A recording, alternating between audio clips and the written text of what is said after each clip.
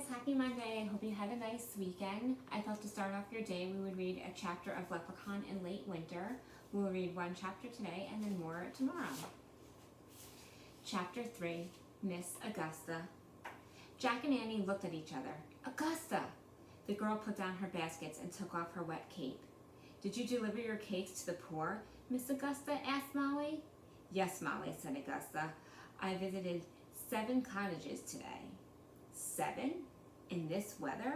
You're an angel, Miss Augusta, said Molly. Always so kind to the poor. It is my duty, Molly, the girl said, to help those less fortunate than myself. Her gaze rested on Jack and Annie. And who are these poor children? They're looking for work, miss, said the cook, but I'm afraid they're sorry creatures, not good for anything. I was just sending them away. Oh, surely we must not turn them out so quickly, cook, said Augusta. How tired and miserable they look. Jack didn't think they looked that bad. We are tired and miserable, Annie said. Her voice sounded sad. Her shoulders sagged. Oh, brother, Jack thought. Annie was really acting her part. My poor dears, you must both come into the parlor and rest a bit, said Augusta. We would like that, Annie said pitifully. Follow me, said Augusta. Miss Augusta, surely you're not taking those dirty children into the parlor, said the cook. We must always be kind to the poor, cook, no matter how dirty they are, said Augusta. We should give them something to drink if they are thirsty, and something to eat if they are hungry. You are too kind, Miss Augusta, said Molly, shaking her head. Well, at least make them take off their filthy boots, said the cook. Jack and Annie pulled off their boots and socks and set them by the door. Their feet were red and raw-looking. Augusta took 2 peeled potatoes from a bowl and put them in her pocket. Then she picked up a lit candle from the hearth. Come, let me take you to the parlor, she said to Jack and Annie. Thanks, Augusta, said Annie. Show some respect, the cook called after Annie. Call her Miss Augusta. Sorry, said Annie. Thanks, Miss Augusta. Jack rolled his eyes. Why should he call her Miss? Augusta didn't look like she was any older than he was. Holding her flickering candle, Augusta led Jack and Annie out of the kitchen.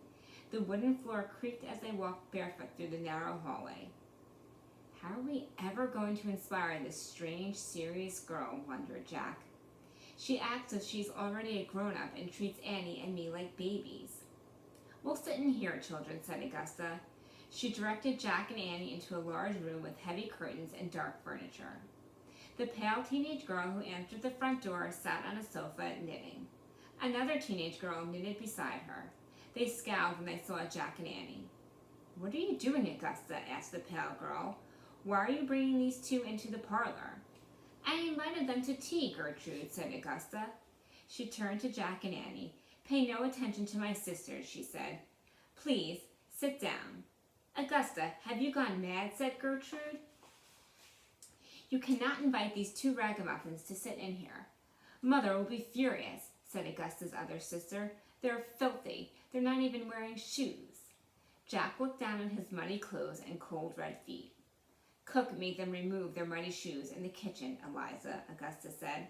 I only wish I had nice dry shoes to give them. Sit down, children, she said to Jack and Annie again. Jack and Annie slowly sat down. You're going to get into trouble, Augusta, said Gertrude. Mother will never approve, said Eliza. Both sisters shook their heads as they went back to their knitting. Augusta ignored her sisters and walked to a silver teapot on a sideboard. Would you like some hot tea, my poor dears? She asked Jack and Annie. Yes, Miss Augusta, said Annie. Jack nodded. Hot tea sounded good. He still felt chilled from the cold wind and rain. There was a fireplace in the dreary parlor, but no fire was lit.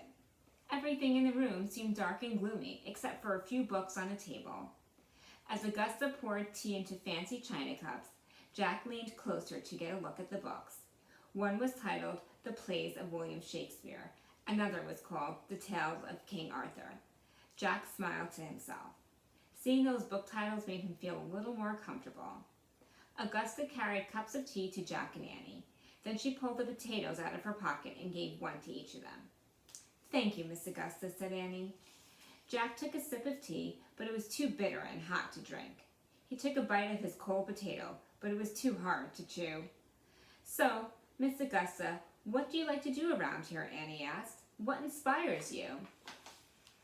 Augusta looked puzzled. I do not know what you mean, she said. What about reading books? Said Jack. Have you read those books? He pointed to the tales of King Arthur and the plays of William Shakespeare.